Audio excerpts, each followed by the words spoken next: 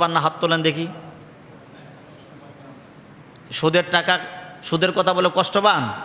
কারা কারা পান না? হাত তুলে দেখান দেখি। অনেকে হাত তোলে না, ঘটনা কি? সুদের পক্ষে?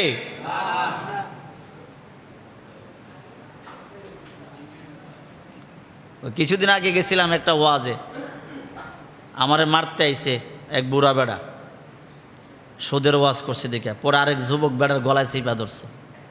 পরে কয়, হুজুর এই যে বুড়া ৩-৪ বার হজ করছে, কিন্তু অত্র এলাকার মধ্যে সুদ সার্ভিস দেয় এই বেড়ায়। নাউজুবিল্লাহ বলেন। মক্কা মদিনাও গেছে, আবার কি দেয়? সুদে টাকা লাগে। এর জন্য বললাম বাবাজি, টাকাটা যদি পবিত্র হয়, টাকাটা যদি আপনার পরিশ্রমের হয়, এটা দিয়ে পুরান জামাও যদি একটা কিনেন, এটাকে সুন্দর করে ধুয়ে যদি আপনার শরীরে লাগান, এই পবিত্র টাকার জামা আপনার আল্লাহর জিকির করে। সুবহানাল্লাহ। হুজুরের সাহাবা হযরত ওমর ফারুক রাদিয়াল্লাহু তাআলা আনহু 18 তালি জামা। কয় তালি? অর্ধ পৃথিবীর প্রেসিডেন্ট, অর্ধ পৃথিবীর বাদশাহ, যার কথা নদী পর্যন্ত শুনে, মরা নদী পর্যন্ত যার কথা শুনে। নীল নদের প্রতি বছর পানি তোলার জন্য একটা যুবতী মেরে ওই জায়গায় কুরবানি করা হতো। মুআয ইবনে জাবাল রাদিয়াল্লাহু তাআলা আনহু, আয়েশা বলছে, আমিরুল মুমিনিন, প্রতি বছর নীল নদের পানি দ্বারা এলাকার সমস্ত জমিনগুলো চাষ করা হয়, কিন্তু পানি উঠে না। একটা মেরে যদি ওই জায়গায় জবাই করে দেওয়া হয়, বলি দেওয়া হয়, তাহলে ওখান থেকে পানি উঠে। ওমর ফারুক বললেন, আজকে থেকে আর কখনো মানুষকে আর বলি দেওয়া দরকার হবে না। ওমরে ফারুক চিঠি লিখলেন, ওরে নদী, তোমার কাছে চিঠি দিলাম, চিঠিটা পাওয়ার মাত্র আল্লাহর হুকুমে পানি ছেড়ে দিবা। সুবহানাল্লাহ বলেন। হযরত মুআয ইবনে জাবাল রাদিয়াল্লাহু তাআলা আনহু বলেন, ওমর ফারুকের হাতের চিঠি মোবারক যখন আমি নদীর ভিতরে নিয়ে ছেড়ে দিলাম, ছেড়ে দিয়ে আমি কিনারে আসার আগে নদী পানি ছেড়ে ভরপুর করে দিয়েছে। সে ওমরে ফারুক আজম রাদিয়াল্লাহু তাআলা আনহু, যিনি অর্ধ পৃথিবীর বাদশা ছিলেন, তার জামা 18 তালি। কয় তালি? 18 তালি জামা নিয়ে জুম্মার নামাজের ইমামতি করতেন। সাহাবারা বলতেন, আমিরুল মুমিনিন, আপনার এত বড় সম্মান, অর্ধ পৃথিবীর বাদশা আপনি, আপনার শরীরের মধ্যে 18 তালি জামা। আমিরুল মুমিনিন বলেন, সহি টাকা, উত্তম টাকা যদি সিরা পারাও জামা হয়, এই জামা আল্লাহর কাছে নির্দেশন হয়, এই জামা আল্লাহর জিকির করে। কোন সুবহান। সহি টাকা মাথায় রাখবেন। টাকা উল্টা পাল্টা হইলে সব বরবাদ, মসজিদে আইসা কোনো লাভ। ইসলামে ভাইরা আমার, এর জন্য অজু আপনি বানাবেন। অজু বানানোর আগে উত্তমভাবে অজু বানানোর সিস্টেম জানবেন। পবিত্র হওয়ার আগে, গোসল করার আগে গোসলের পদ্ধতি জানবেন। আপনার ফরজ গোসল হয়েছে, ফরজ গোসলের ফরজ কয়টি? জোরে বলেন, কয়টি? ফরজ গোসলের ফরজ হলো কয়টা? প্র্যাকটিক্যাল একজনকে ডাক দিয়ে জিগাই নাকি? বুড়া মানুষই ধরি একটারে, যে বলেন গোসলের ফরজ কয়টা? 3টা তো শূন্য বলছেন, এখন সুন্দর করে আমার বুঝান। সম্ভব? কথা বলেন। জিগাইতাম না, বলতেছি আর কি। বাবাজিরা আমার, গোসলের ফরজ কয়টা? 3টা। 1 নম্বর হলো ঘরগড়া সহিত কুলি করা। ঘরগড়া সহিত কুলি করা, একেবারে ঘর ঘর করে কুলি করবেন। কয়বার? তিনবার নাকের ভিতরে নরম জায়গা পর্যন্ত পানি পৌঁছাই দিবেন। এটা হলো গোসলের 2 নম্বর ফরজ। নাক ঝেড়ে ঝেড়ে আপনার পরিষ্কার করে নেবেন। 3 নম্বর হলো উত্তমভাবে সারা শরীরে পানি প্রবেশ করিয়ে দেওয়া। সুবহানাল্লাহ। কয়টা ফরজ? 3টা ফরজ। 1 নম্বর হলো গড়গড়ার সহিত কুলি করা। 2 নম্বর হলো নাকের মধ্যে একেবারে নরম জায়গা পর্যন্ত পানি পৌঁছাবেন। 3 নম্বর হলো উত্তমভাবে আপনার সমস্ত শরীরে পানি ঢেলে দিবেন। পানি ঢালার ভিতরে বেশ কম আছে। নবী বললেন, হাদিস অনুযায়ী পানি কিভাবে ঢালবেন? নবী বললেন, প্রথমে 1 মস্ক পানি নেবেন। 1 মস্ক পানি নিয়ে মাথার উপরে ছেড়ে দিবেন। সুবহানাল্লাহ বলেন। এরপরে 2য় মস্কর পানি ডান কাঁধে ছেড়ে দিবেন। এরপরে 15 মস্কের পানি বাম কাঁধে ছেড়ে দিবেন। এটা হলো গোসল করার পদ্ধতি। সুবহানাল্লাহ বলেন। আপনি গিয়ে ছেড়ে দিলেন, সুন্নত আদায় হলো না। মাথায় পানি ছেড়ে দিলেন, এরপরে কাঁধে দিলেন, এরপরে এই কাঁধে দিলেন। সুবহানাল্লাহ বলেন। এরপর উত্তমভাবে আপনি কি করে নিলেন? গোসল করে নিলেন। তো গোসল করার আগে একটা দোয়া আছে। এখন এই দোয়া আপনি পারেন না, কিন্তু আপনি কি করবেন? বলবেন, আল্লাহ আমি নাপাক থেকে পবিত্রতা অর্জন করতেছি। এটা তো পারবেন। এই গোসল ফরজ। এই সিস্টেমে যদি কেউ গোসল না করে, তার গোসল ফরজ হয়েছে, কিয়ামত পর্যন্ত ভিন্ন পদ্ধতিতে গোসল করে। হ্যাঁ কি? জোরে বলেন না, হ্যাঁ কি? নাপাক। অজুর ফরজ কয়টি? অজুর ফরজ হলো 4টা। আল্লাহ কোরআনে বলেছেন, ইয়া আইয়ুহাল্লাযীনা আমানু ইযা কুমতুম ইলাস সালাতি ফাগসিলু ওয়ুজুহাকুম ওয়া আইদিয়াকুম ওয়া আরজুলুকুম ইলাল কাবাইন। আল্লাহ কোরআনে বলছেন, ইজা কুমতুম যখন তুমি দাঁড়াবা, ইলাস সালাত নামাজের জন্য, ফাগসিলু ওয়ুজুহাকুম তখন ধুয়ে নেবা মুখটা। মুখ ধোয়া ফরজ। সুবহানাল্লাহ বলেন। অজুর ফরজের মধ্যে মুখটা ধোয়া কি? পুরা মুখ ধোয়া ফরজ। কতটুক ধোবেন? নবী ইমামে আজম আবু হানিফা ইমামুদ্দুনিয়া, সমস্ত ইমামদের ইমাম, সমস্ত মাযহাবের ইমাম, ইমামুদ্দুনিয়া ইমাম আজম রাদিয়াল্লাহু তাআলা আনহু বলেন, চুলের গোড়া থেকে থুতির নিচ পর্যন্ত, এক কানের লতি থেকে অন্য কানের লতি পর্যন্ত উত্তমভাবে ধৌত করা হলো ফরজ। সুবহানাল্লাহ বলেন। এরপরে বলেছেন, ওয়া আইদিয়াকুম ইলাল মারাফিক, এই যে কনি সহ ধুতে হলে কনির উপরে ধুতে হবে, 2 আঙ্গুল উপরে ধুতে হবে। এই 2 হাত, উভয় হাত ধোয়া কি ফরজ? 2 হাত ধোয়া কি? এরপরে লেখছে ওয়ামসাহু বিরুসিকুম, মাথা মাসাহ করা ফরজ। মাথা মাসাহ করা, পুরা মাথা মাসাহ করা ফরজ নয়। 1/3 মাথা মাসাহ করা ফরজ, আর পুরা মাথা মাসাহ করা হলো সুন্নাত। 1/3 মাথা মাসা কিভাবে করবেন? প্র্যাকটিক্যাল জেনে নেন। এর জন্য আজকে পাগড়ি পরি নাই। মাথা মাসাহ করবেন, হাতগুলো এইভাবে রাখবেন। এই যে আঙ্গুল দেখছেন, প্র্যাকটিক্যাল দেখে নেন। এরপরে এইভাবে মিলাবেন। এই যে মাথার মধ্যে মাঝখান দিয়ে নিলেন, এই যে নিলেন, আমার হাতের তালু লাগছে? কথা বলেন, মাথায় লাগছে? কেউ কয় লাগছে, কেউ কয় লাগে নাই। আমার হাতের তালু মাথায় লাগে নাই, লাগছে? শুধু আঙ্গুল লাগছে। এই যে নিলাম, ফরজ আদায় হয়ে গেল।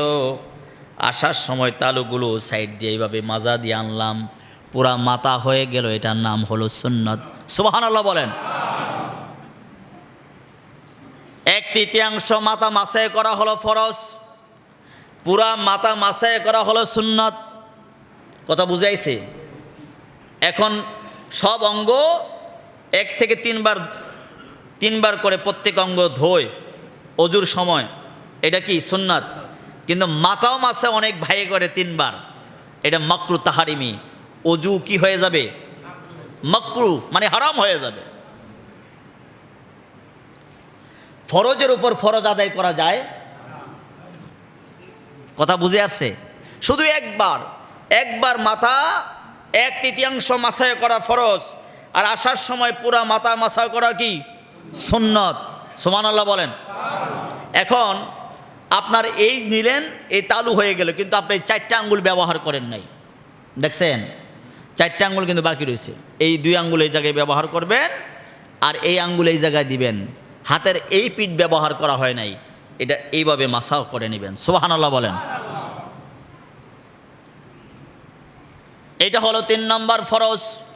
এরপর আল্লাহ বলছেন ও আরজুলুকুম ইলাল কাবাইন, উভয় পা টাকনু সহ দ্রুত করা ফরজ। তাড়াতাড়ি ধুইলে হবে না, উত্তমভাবে ধুতে হবে। নবী আমার বললেন কিয়ামত যখন হয়ে যাবে, হাসর কায়েম হয়ে যাবে, হাসরের মাঠে বাবা আদম থেকে শুরু করে আমার নবী পর্যন্ত সমস্ত নবীর উম্মত দাঁড়াবে, কিন্তু আমার নবীর উম্মতকে চেনার একটা উপায় থাকবে। রসুলকে জিজ্ঞাসা করলেন সাহাবা, ইয়া রাসূলুল্লাহ, এত কোটি কোটি মানুষের ভিতরে আপনার উম্মতকে আপনি কেমনে চিনবেন?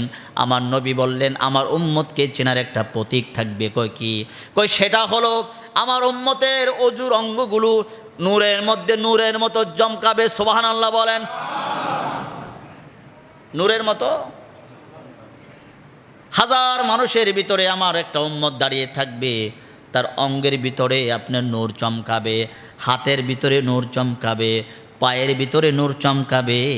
আমি এদের ভিতর থেকে আমার উম্মতকে খুঁজে বের করব। আপনি নামাজ পড়েন না, ওযু করবেন কি?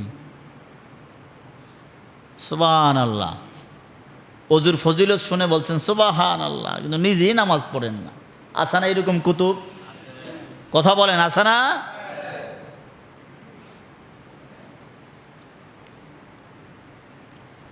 এর জন্য উত্তমভাবে ওযু করবেন। রসুল বললেন নামাজ হলো বেহেশতের চাবি, আর নামাজের চাবি হলো ওযু। যার ওযু ঠিক নাই তার নামাজ ঠিক নাই, যার নামাজ ঠিক নাই কখনো জান্নাতে প্রবেশ করতে পারবে না। ওযুকে উত্তমভাবে আপনাকে কি করতে হবে? শিখতে হবে। কথা বলেন। এই ওযু যদি আপনি উত্তমভাবে করেন, আহা, কেউ যদি অজু অবস্থায় থাকে, সুবহানাল্লাহ বলেন, কেউ যদি কি অবস্থায় থাকে? অজু অবস্থায় থাকে, আর এমন অবস্থায় যদি তাকে আজরাইল ধরে, কি ধরে? নবী আমার বলেন সব সময় আমার নবীর অজু অবস্থায় থাকতেন, মুহূর্তের মধ্যে অজুবিহীন থাকতেন না, সাহাবারাও থাকতেন না। আহারে, নবীর একজন আশিক সুলতান গজনবী রাহমাতুল্লাহ আলাইহি, উনি একজন আল্লাহর বড় বান্দা ছিলেন, নবীর একজন আশিকে রসুল ছিলেন। ওনার ঘরের ভিতরে কাজী আয়াস রাহমাতুল্লাহ আলাইহি ওনার ছেলেকে নিয়ে কাজে দিলেন। কি দিলেন? কথা খেয়াল করেন। কাজে দিলেন, দিয়ে বললেন হুজুর, আমার ছেলেটাকে আপনার বাড়িতে কাজে দিয়ে গেলাম, বলবে আদিবি হলে তারে শুধরাই দিয়েন, আর নতুবা আমারে খবর দিয়েন। প্রত্যেক দিন ডাক দেয়। এর নাম ছিল আমার নবীর নাম মুহাম্মদ সাল্লাল্লাহু আলাইহি ওয়াসাল্লাম। হুজুরের জাতপাক নাম। প্রত্যেক দিন কাজের সময় সুলতান গজনবী রহমাতুল্লাহ আলাইহি ডাক দেন। হঠাৎ করে একদিন ডাক দিলেন, এই কাজী আয়াজের ছেলে দিগায়, এই কাজী আয়াজের ছেলে দিগায়। যখন এইভাবে ডাক দিলেন, ছেলেটা ভাবলেন মনে হয় আমার বেয়াদবি হয়েছে, প্রত্যেক দিন আমার নাম ধরে ডাকে, আজকে আমার বাবার নাম ধরে ডাক দিছেন। বাড়িতে গিয়ে বলেন, আব্বা, প্রতিদিন আমাকে আমার মালিক আমার নাম ধরে ডাক দেয়, কিন্তু আজকে আমার নাম ধরে ডাক না দিয়ে আপনার নাম ধরে ডাক দিলেন। বাবা, না জানি আমার ভুল হয়ে গেছে। বিকেলবেলা কাজী আয়াস রহমাতুল্লাহ আলাইহি সুলতান গজনবী রহমাতুল্লাহ আলাইহির বাড়িতে আসলেন। আয়েশা বললেন, হুজুর, আমার ছেলেটা কোনো গুস্তাকি করেছে নাকি, কোনো বেয়াদবি করেছে নাকি? কয় না, তোমার ছেলে শরীফ মানুষ, ভদ্র মানুষ, খুব ভদ্র ছেলে। তোমার ছেলে কোনো দিন তো কোনো কাজে অভদ্রতা দেখি নাই আমি। আজকে বলে আমার নাম ধরে ডাক দিয়েছেন। সুলতান গজনবী রহমাতুল্লাহ আলাইহি চোখের পানি ছেড়ে দিয়ে বললেন, ওরে কাজী আয়াস, কেমন নাম রাখছো তুমি, যেই নামটা আমার হাবিবের নাম। সুবহানাল্লাহ বলেন। যেই নামটা আমার নবীর নাম, এই নাম কখনো আমি অজু ছাড়া নেই না। আমি সর্বক্ষণই অজু অবস্থায় থাকি। যখন তারে ডাক দেই তার নাম ধরে ডাক দেই। আজকে মুহূর্তের মধ্যে আমার অজু ছিল না, আমি আমার নবীর জাতপাক নামটা আমি জবান দিয়ে এইভাবে নিতে পারি নাই, এর জন্য তোমার নামে তারে ডাক দিছি। কোন সুবহানাল্লাহ। আল্লাহর ওলিরাও অজুবিহীন থাকতেন না মুহূর্তের মধ্যে। নবী তো পসিবল না, নবী সর্বক্ষণে অজু অবস্থায় থাকতেন। নবী আমার বললেন, কোনো মানুষ যদি অজু অবস্থায় থাকে, শুনে নেন, অজু চলে গেছে আবার অজু করে নিলেন, এই অজু করাতে আপনার কত বড় ফজিলত, সুবহানাল্লাহ।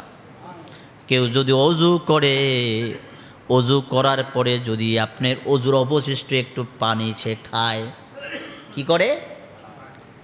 অবশিষ্ট পানি খায়, রোগের সেবা হয়। সুবহানাল্লাহ বলেন। অবশিষ্ট পানি খাইয়া যদি আকাশের দিকে তাকাইয়া বললে, আশহাদু আল্লা ইলাহা ইল্লাল্লাহু ওয়াহদাহু লা শারীকা লাহু ওয়া আশহাদু আন্না মুহাম্মাদান আবদুহু ওয়া রাসূলুহু। নবী আমার বললেন, কেউ যদি ওযু করে এই দোয়া পড়ে আকাশের দিকে তাকায়া, আল্লাহ তার জন্য আল্লাহর জান্নাতের 8টা দরজা উন্মুক্ত করে দেন এবং বলেন, মনে যেইটা চায় এটা দিয়ে ঢুক। সুবহানাল্লাহ বলেন। কারে কয়? বান্দারে ওযু করনেওয়ালা, যিনি সবসময় ওযু অবস্থায় থাকবে, তার এত বড় মর্যাদা। রাসূল বললেন, কেউ যদি সবসময় ওযু অবস্থায় থাকে, এই মুহূর্তে যদি তার আজরাইল ধরে, তার মরণটা সাধারণ মরণ নয়, শাহাদাতের মরণ হয়ে যাবে, বেঈমান হবে না। সুবহানাল্লাহ বলেন। সে বেঈমান অবস্থায় মৃত্যুবরণ করবে না যদি কোনো মানুষ অজু অবস্থায় থাকে আর এই মুহূর্তে তাকে আজরাইল ধরে। আমরা তো অজু করি, কথা বলেন বাবাজি, অজু করি? অজু নাই আমাদের কাছে। ফরজ গোসল হয়ে যায়, সে সারাদিন গোসল না করে ঘুরে, এরকম আসে না বদমাস? গোসল সারা ঘুরে আসে না এরকম ফাসিক? অথচ জমিনে পাড়া দিলে জমিন কান্দে, কষ্ট পায় যে আল্লাহ তোমার এই নাপাক বান্দা আমার সিনার উপরে হাঁটে, আমি কষ্ট পাই। এর জন্য নাপাক অবস্থায় মুহূর্তের মধ্যে কোনো মুসলমান থাকতে, এটা ইহুদিদের কালচার, এটা মুরশিদদের কালচার, বিধর্মীদের কালচার। ওদের কাছে ইসলাম আসে নাই, বোঝে নাই, কিন্তু আমরা এর কাছে ইসলাম আসে নাই নাকি? কথা বলেন, আসে নাই? পবিত্র বিছানায় ঘুমাবেন, বিছানা যদি না পাক হয় এটা উঠাইয়া ফেলাবেন, উঠাইয়া পবিত্র বিছানা বিছাইয়া ঘুমাবেন। আমার রাসূল বললেন, কেউ যদি উত্তম বিছানার ভিতরে ঘুমায়, পবিত্র বিছানায় ঘুমায়, ওই বিছানার চতুর্দিকে সারা রাত ফেরেশতারা পাহারা দেয়। উত্তম বিছানার মধ্যে ঘুমালে এই লাভ। ইসলামী ভাইয়েরা আমার, বাবাজিরা আমার, দেহ পবিত্র করলেন, কিন্তু কালবের ভিতরে গুনাহ আছে না নাই? আপনি কালবের ভিতরে নাপাকি আছে না নাই? পুত পবিত্র অবস্থায় সব সময় থাকার চেষ্টা করবেন, উত্তম খাবার চেষ্টা করবেন। উত্তম খাবার খেয়ে কোনো মানুষ যদি সেজদা দেয়, তার সেজদা দিতে দেরি হয়, রাসূল বলেন